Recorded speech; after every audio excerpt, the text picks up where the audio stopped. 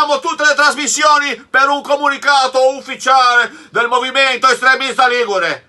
Ah, non ci sono più trasmissioni. Vabbè, interrompiamo lo stesso le azioni che state facendo. Se c'è qualcuno che sta lavando i denti, rimanga fermo così, che c'è una comunicazione ufficiale del movimento estremista ligure, perché noi siamo arrivati veramente a non poterne più di sopportazione con queste leggi che fanno un giorno, fanno l'altro giorno disfano. Benissimo, adesso di nuovo zona gialla.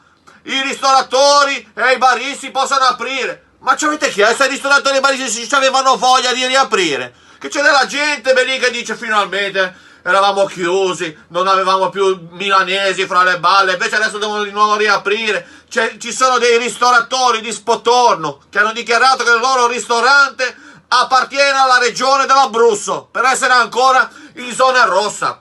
No, non toglietemi la linea, anche se non interrompo le trasmissioni, non toglietemi la linea, perché qui bisogna un po' capire questi governatori delle regioni che sono un po' schizofrenici. C'è Toti che lì un giorno dice no, qua la regione Liguria è tutto sotto controllo, gli ospedali sono sotto controllo, c'è pressione, il giorno dopo si sveglia, che pressione che c'è sul sotto controllo, dovete stare tutti attenti, siamo in crisi, state tutti in casa, bisogna chiudere tutto, poi calano di 2 posti le terapie intensive, bisogna aprire le piste da sci, qua l'economia deve andare. Ma che cazzo ci avete nella testa?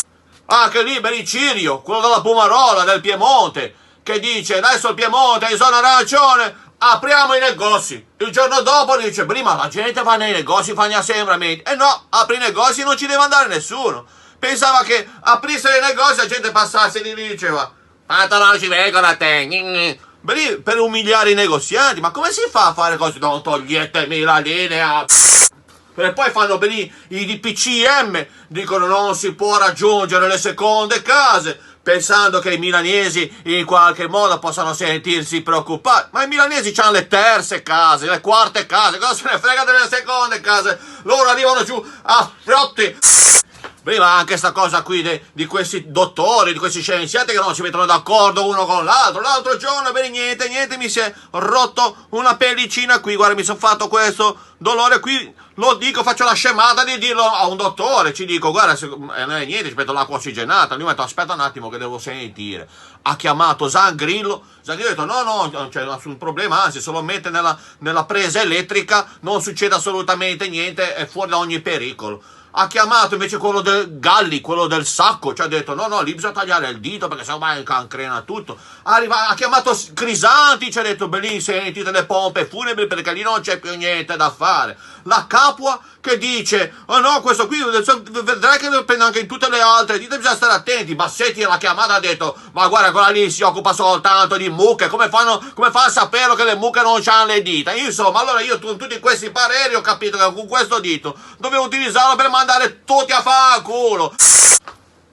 Comunque ogni tanto arrivano anche belle notizie, finalmente sta per arrivare il vaccino. Sta per arrivare il vaccino antimilanese, che uno se lo inietta e non c'è pericolo, anche se nasce a Cinisello Balsamo non dirà mai barchetta, rimane un mugugnone. E queste qui sono notizie, vuol dire che la scienza lavora anche per i genovesi e per i liguri. Dai, non mi togliere la linea che devo finire con una grande massima mondiale di un grande scienziato, Alberto Einstein, che era il mio compagno delle medie, che lo chiamavamo così perché una volta aveva provato a mettere la gasosa nel serbatoio del motorino, aveva grippato tutto. Va bene, lui diceva che sia sempre il faro della scienza e della conoscenza che ci conduca. Gridiamo coronavirus, ma anche Milano, suca. Adesso toglietemi la linea. Ah, non me la togliete?